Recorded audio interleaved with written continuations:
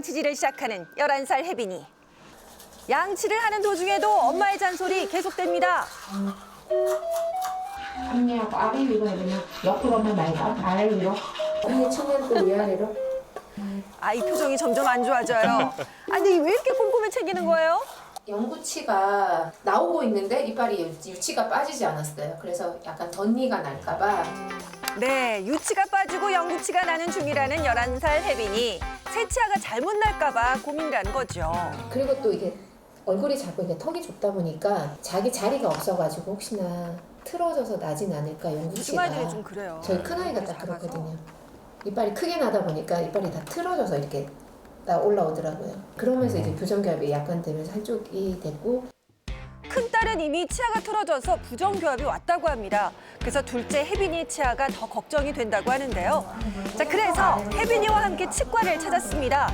유치가 빠진 자리에 영구치가 제대로 나오고 있을까요? 확인해 보기로 했는데 선생님 어떤가요? 근데 지금 아이 케이스를 봤을 때는 지금 골격적으로는 특별한 문제가 없어요.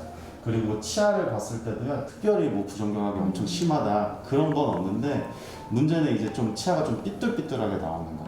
치아에 있어서의 조금 삐뚤삐뚤함이 있긴 하거든요. 두 번째 앞니가 많이 옆으로 많이 휘어 있잖아요. 삐딱하게 서 있는데 이것 때문에도 치아가 조금 더 이게 반듯해 보이지 않는 것도 있어요. 송곳니는 송곳니 자리로 나오긴 할 거예요. 이 공간이 많이 부족하진 않아요. 나오긴 나올 건데 약간 삐뚤게는 나올 수 있다. 근데 이게요, 영구치가 자리를 잘못 잡으면 치아가 벌어지는 등의 문제가 생길 수 있다는 겁니다. 그래서 문제를 조기에 발견하려면 아동기 때 주기적으로 치과 검진을 받는 게 중요하다고 하는데요.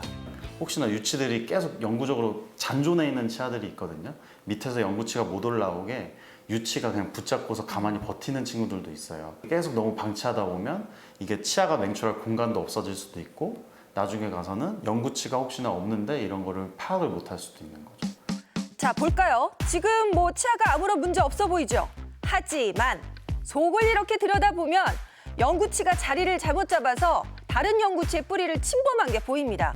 이러면 평생 쓸 영구치를 뽑아야 한다는 건데 때마침 학교 끝나고 큰딸이 왔어요. 큰딸의 상태는 어떨까요? 저희가 이제 교정적으로 말하는 게 있는데 이제 치아 관계를 보면 확연하게 나와 있어요, 아이도. 그나마 덜 나온 거는 앞니가 반절만 이제 거꾸로 물리는 거고. 아, 아랫니와 윗니의 부정교합이 심하다는 겁니다. 게다가 영구치가 이미 다 자란 터라 교정 치료까지 해야 된다는 건데 이렇다 보니 치료를 좀 더 일찍 시작했더라면 하는 아쉬움이 남는 거죠. 처음에 초등학교 1학년 때 부정교합이라고 요즘엔 치과 가서 학교에서 하는 게 있으니까 하라고 얘기를 했었는데 계속 그걸 미뤘다가 이렇게 됐거든요.